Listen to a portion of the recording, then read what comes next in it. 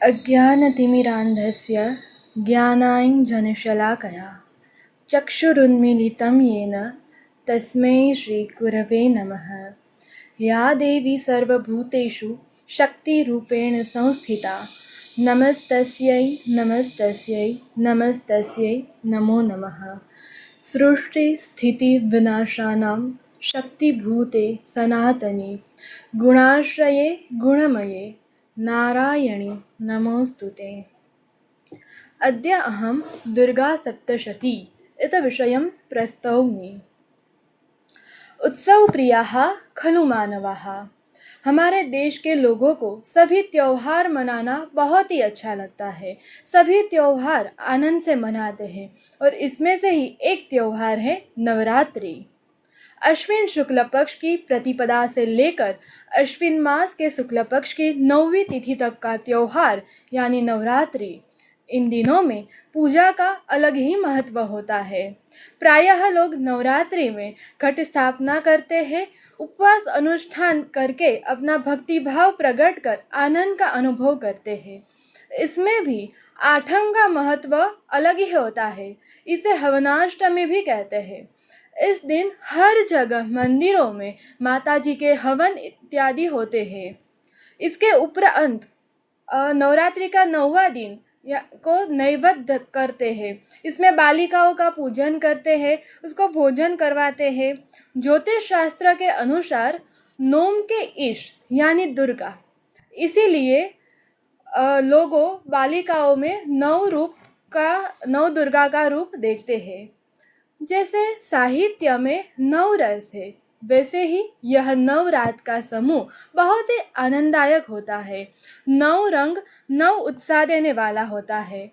9 दिवस लोग उपवास अनुष्ठान करते हैं, तब लगता है कि इस भक्तों को 9 माता 9 औषधि शक्ति रूप देते हैं।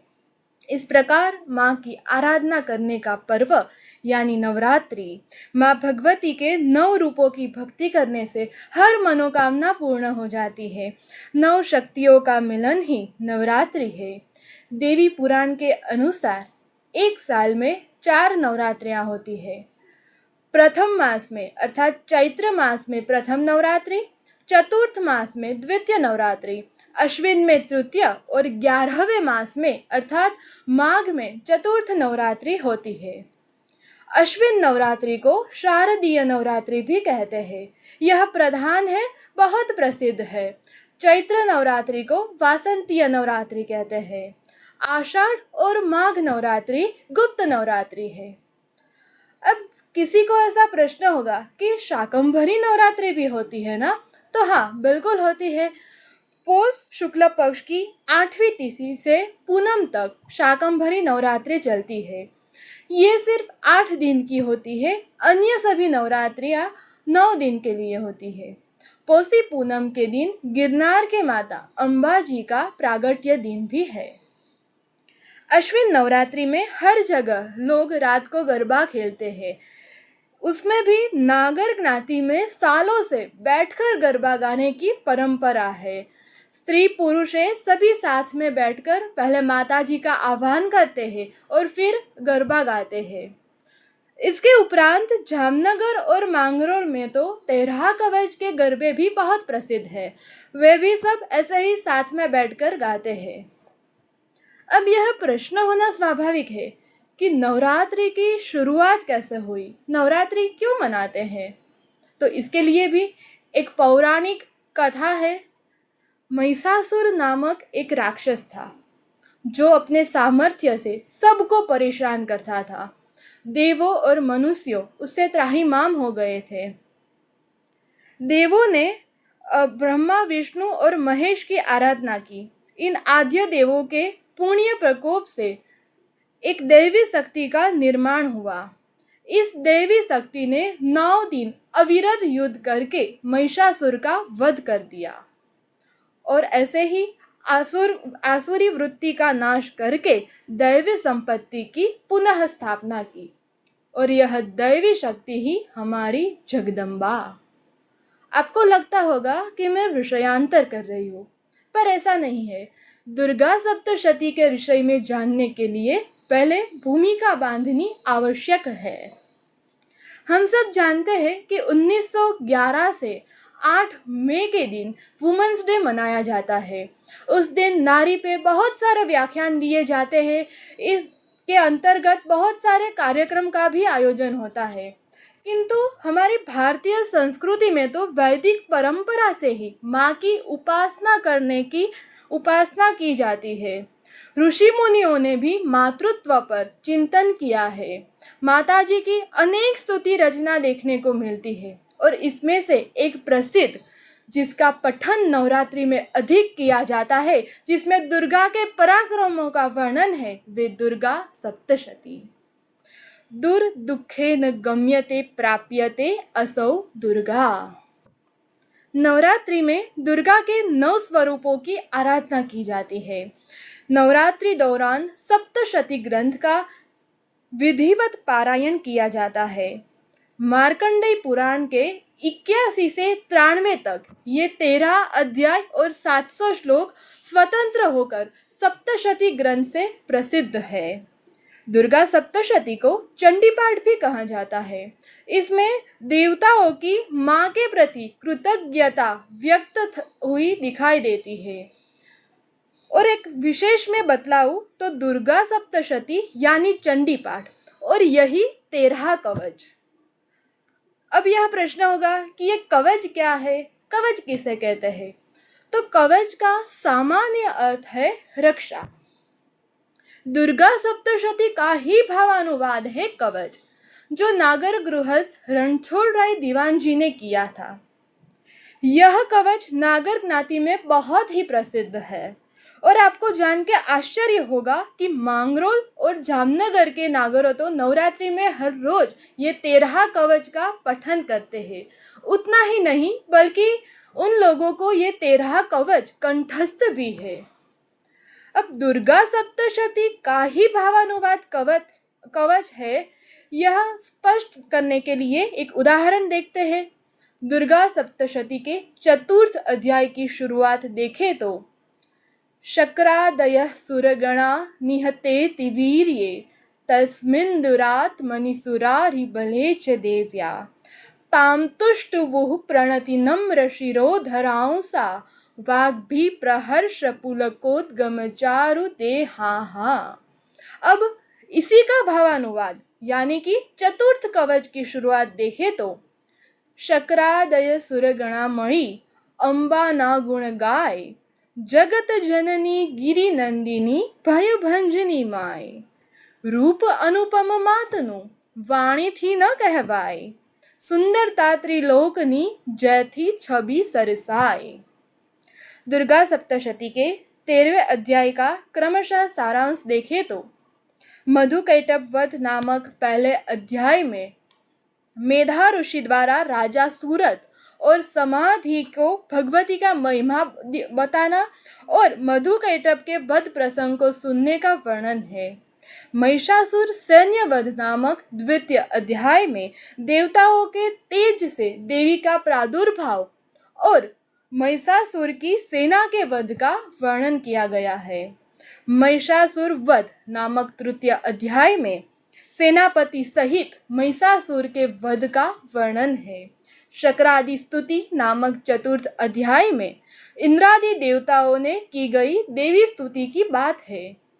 देव्या दूत संवाद नाम 5वें अध्याय में देवताओं ने की हुई देवी स्तुति चंड और मुंड के मुंह से अंबिका के रूप की प्रशंसा सुनकर शुभ द्वारा उसके पास दूत भेजना और दूत का निराश होकर वापस आने की बात है। शुंभ निशुंभ सेना के धूम्रलोचन वध नाम के 6ठ अध्याय में धूम्रलोचन के वध का वर्णन है। चंड मुंड वध नाम के 7वें अध्याय में चंड और मुंड के वध की बात की गई है। माँ दुर्गा ने चंड और मुंड का वध किया, इसीलिए उसका एक नाम है चामुंडा। रक्तबीज नामक 8वें अध्याय में रक्तबीज के वध का वर्णन किया गया है। निशुंभ वध नाम के 9वें अध्याय में, अध्याय का नाम ही उसके विषय वस्तु को स्पष्ट कर देता है। शुंभवध नामक 10वें अध्याय में शुंभ के वध का वर्णन है। देवी स्तुति नामक 11वें अध्याय में देवताओं ने की हुई देवी स्तुति और देवी ने देवताओं को दिए हुए वरदान की बात की है। फल स्तुति नामक 12वें अध्याय में देवी के चरित्र के पाठ का महात्म्य वर्णित है। सूरत वैश्य के वरदान नामक आखिरी अध्याय में सूरत और वैश्य को देवी का वरदान मिला, उसकी बात है। इस प्रकार यह 13 अध्यायों की सामान्य बात हुई। अब यही दुर्गा सप्तशती को सार रूप देखे तो उसमें 3 देवी का पूजन किया गया है, सरस्वती, लक्ष्मी और काली माता, जो क्रमशः ज्ञान, कर्म और भक्ति का बोध कराती है। इन तीनों से ही जीवन क्रियाशील बनता है। ज्ञान, कर्म और भक्ति के समन्वय से ही शक्ति का निर्माण होता है। ज्ञान, कर्म और भक्ति की बात कर रहे तो मुझे स्वयं भगवान के मुख से गाए हुए ग्रंथ यानी श्रीमद् भगवद गीता जी का स्मरण हो रहा है। दुर्गा सप्तशती और श्रीमद् भगवद गीता जी, इन दोनों में कुछ समानता देखने को मिलती है। जैसे दोनों में 700 श्लोक है। दुर्गा सप्तशती में असुरों के विनाश का वर्णन है, तो श्रीमद् भगवद गीता जी में भी आसुरी वृत्ति, राक्षसी वृत्ति का ही वर्णन है, क्योंकि दुर्योधन, दुशासन एक प्रकार के राक्षस ही तो थे। अब इसे ही प्रतीकात्मक दृष्टि से देखें तो एक प्रश्न होगा कि असुर क्या है? बड़े दांतों वाला, सिर पे सींग वाला, लंबे नाखून वाला, बड़ी बड़ी आंखों वाला भयंकर कोई राक्षस नहीं। असुषु रमन्ते इति असुराः। महिष अर्थात पाड़ो मनुष्यों में काम, क्रोध, लोभ जैसे कई वृत्ति स्थित है, तो यह भी एक प्रकार का असुरत्व, राक्षसत्व ही है। जैसे दुर्गा सप्तशती के असुरों यानी शुंभ, निशुंभ, रक्तबीज, धूम्रलोचन, चंड, मुंड, सुग्रीव का नाश किया गया है, वैसे ही श्रीमद् भगवद गीता जी में अहंकार, ममत्व, काम, क्रोध, बल, दर्प, परिग्रह रूपी असुरों का नाश किया गया है। इस प्रकार दोनों में असुरों का, दुष्टों का वध किया गया है। और एक रसप्रद बात यह भी है कि दुर्गा सप्तशती का मूल मार्कंडेय पुराण है और श्रीमद् भगवद गीता जी का मूल महाभारत है, और दोनों के रचयिता वेद व्यास जी है। दुर्गा सप्तशती के सार रूप शक्ति के मुख्य 3 स्वरूप में दर्शन होते हैं, महाकाली, महालक्ष्मी और महासरस्वती। महाकाली क्रिया शक्ति का प्रतीक है, उसमें रुद्र शक्ति है। महाकाली के साधक को मधुकैटभ जैसे आलसी रूपी असुरों का विनाश करना है। माँ लक्ष्मी इच्छा शक्ति का प्रतीक है, उसमें विष्णु शक्ति है। क्रिया शक्ति को कार्यान्वित करने का कार्य इच्छा शक्ति करती है। माँ सरस्वती ज्ञान शक्ति का प्रतीक है, वे ब्रह्मा जी की शक्ति है। शुंभ निशुंभ जैसे अज्ञान रूपी असुरों का नाश करना है। इस प्रकार ग्रंथ में दुष्टों पर विजय की कथा है। इस ग्रंथ का पारायण आत्मशुद्धि कराता है, सद्गुणों की स्थापना कराता है। साहित्य शास्त्र में पंडितराज जगन्नाथ रसगंगाधर नामक ग्रंथ में रस के 9 प्रकार बतलाते हुए कहते हैं, श्रृंगारः करुणः शांतो, रौद्रो वीरो भूतस्तथा, हास्यो भयानकश्चैव, बीभत्सश्चेति ते नव। माँ दुर्गा के 9 स्वरूप, 9 प्रतीक देखकर ये 9 रस की बात करने जा रही हूँ, तब मुझे देवी कवच का एक प्रसिद्ध श्लोक का स्मरण हो रहा है। प्रथमं शैलीपुत्री च, द्वितीयं ब्रह्मचारिणी, तृतीयं चंद्रघंटेति, कुष्मांडेति, चतुर्थकं पंचमं स्कंदमातेति, षष्ठम कात्यायनीति च सप्तमं कालरात्रीति महागौरीति चाष्टकम् नवमं सिद्धिदात्री च नवदुर्गाः प्रकीर्तिताः उक्तान्येतानि नामानि ब्रह्मणैव महात्मना। ये 9 स्वरूप का क्रमशः निरूपण करते हैं। शैलीपुत्री वंदे वांछित लाभाय चंद्रार्थ धृत शेखरां वृषारूढ़ां शूलधरां शैलीपुत्री यशस्विनी। माँ दुर्गा के प्रथम स्वरूप शैलीपुत्री के नाम से प्रसिद्ध है। शैलीपुत्री अर्थात गिरिराज हिमालय की पुत्री पार्वती देवी। शैलीपुत्री पार्वती ने हेमवती स्वरूप में देवताओं के गर्व को खंडित किया था। देवी का यह स्वरूप परम कल्याणकारी है। यह देवी शक्ति का प्रतीक है, स्थिरता और आध्यात्मिक प्रारंभ का भी प्रतीक है, ऐसी लोकवाहिका है। माँ शैलीपुत्री शुद्ध प्रेम और सौंदर्य के प्रतिबिंब होने के कारण इसमें श्रृंगार रस दिखाई देता है। ब्रह्मचारिणी दधाना कर पद्माभ्या मक्षमाला कमंडलु देवी प्रसीदतु मही ब्रह्मचारिण्य नुत्तमा। माँ दुर्गा के 9 स्वरूप में से दूसरा स्वरूप है ब्रह्मचारिणी का। ब्रह्मचारयितुं शीलम यस्याः सा ब्रह्मचारिणी। ब्रह्मचारिणी अर्थात तप का आचरण करने वाली देवी। यह देवी का स्वरूप ज्योतिर्मय है, जप माला और कमंडल धारण करने वाली है। अतः तपस्या, धैर्य, साधना, नियंत्रण इसके प्रतीक है। तप और शक्ति से आत्मविश्वास धारण करने वाली यह देवी में वीर रस दिखाई देता है। चंद्रघंटा पिंडज प्रवरारूढ़ा चंडकोपास्त्र कैर्युता प्रसादम तनुते मह्यम चंद्रघंटेति विश्रुता। माँ दुर्गा की तीसरी शक्ति का नाम है चंद्रघंटा। चंद्रः घंटायाम यस्याः सा चंद्रघंटा। आह्लादकारी चंद्रमा जिसकी घटा में स्थिर है वह चंद्रघटा है। यह देवी का स्वरूप प्रकाशमय है। गज पे आरूढ़ है। त्रिशूल, गदा, तलवार से सज्ज यह देवी शांति का, दुष्ट नाश का प्रतीक है। असुर विनाश का रूप होने के कारण इसमें रौद्र रस दिखाई देता है।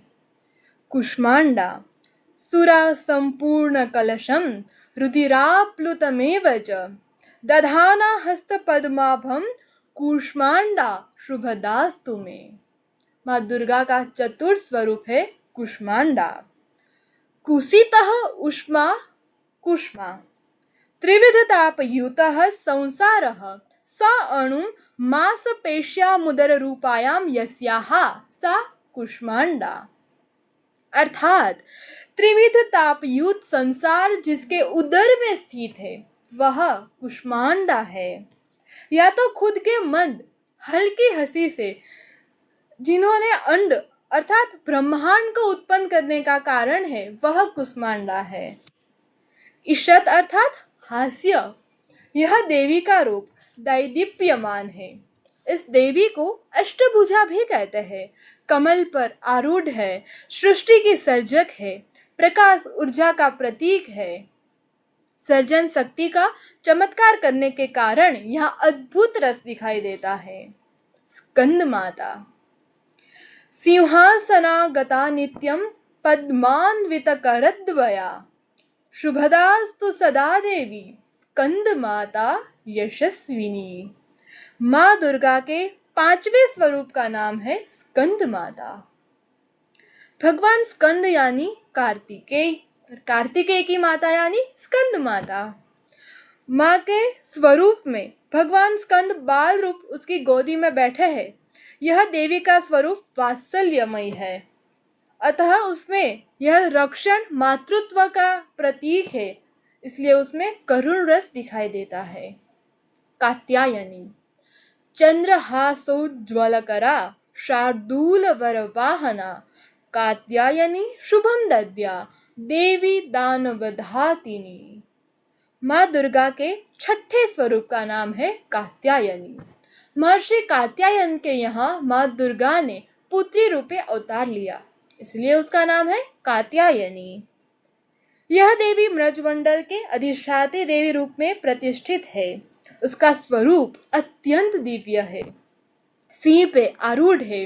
न्याय और विजय के प्रतीक रूप यह माता दुष्ट जनों के लिए भयानक है, इसीलिए इसमें भयानक रस दिखाई देता है। कालरात्रि एक वेणी जपकर्ण पूरा नग्ना खरा स्थिता लंबोष्ठी कर्णिका कर्णी तैलाभ्यक्त शरीरिणी वामपादोल्ल सल्लोह ताकंडक भूषणा वर्धन मूर्ध ध्वजा कृष्णा कालरात्रि भयंकरी। माँ दुर्गा की सातवीं शक्ति कालरात्रि से प्रसिद्ध है। काली माता के देह का रंग गाढ़ अंधकार जैसा काला है, किंतु यह देखने में भयानक है, किंतु सदैव शुभस्व देनार है। अज्ञान के तामस के नाश के प्रतीक होने के कारण यह बीभत्स रस दिखाई देता है। महागौरी श्वेते वृषे समारूढ़ा श्वेतांबर धराशुचिः महागौरी शुभम दधान महादेव प्रमोददा। माँ दुर्गा की आठवीं शक्ति का नाम है महागौरी। इसका वर्ण संपूर्णतया गौर है। इसकी गौरता के उपमा शंख चक्र मोगरे के पुष्पों से होती है। यह माता का दूसरा नाम सरस्वती देवी है। शुद्ध शांति कल्याण के प्रतीक रूप इस देवी में शांत रस दिखाई देता है। सिद्धिदात्री सिद्ध गंधर्व यक्षाद्यै रसुरै रमरैरपि सेव्यमाना सदा भूयात् सिद्धिदा सिद्धिदायिनी। माँ दुर्गा की नौवीं शक्ति का नाम है सिद्धिदायिनी। सिद्धिदात्री माता सबको सिद्धि देनार है। यह 8 प्रकार की सिद्धि देती है। कमलासन पर आरूढ़ है। आशीर्वाद पूर्णता सिद्धि के प्रतीक रूपी यह देवी में हास्य रस दिखाई देता है। यथा श्रीमद् भगवद गीतायां चतुर्थ अध्याये भगवान कथयति यदा यदा हि धर्मस्य ग्लानिर्भवति भारत अभ्युत्थानं धर्मस्य तदात्मानं सृजाम्यहम्। तथैव दुर्गा सप्तशत्यामपि माँ दुर्गा कथयति इत्थं यदा यदा बाधा दानवोत्था भविष्यति तदा तदा वतीर्याहं करिष्याम्यरि संक्षयम्। अतः हम सभी मनुष्यों को नवरात्र के पूजा पाठ करते हुए माँ दुर्गा के इन 9 स्वरूपों का चिंतन अवश्य ही करना चाहिए। इनसे ही हमारी इस पर्व को मनाने की सार्थकता सिद्ध होगी। यह नवरात्रि का उत्सव आपके जीवन का महोत्सव बने, ऐसी मेरी शुभकामनाएं। धन्यवाद।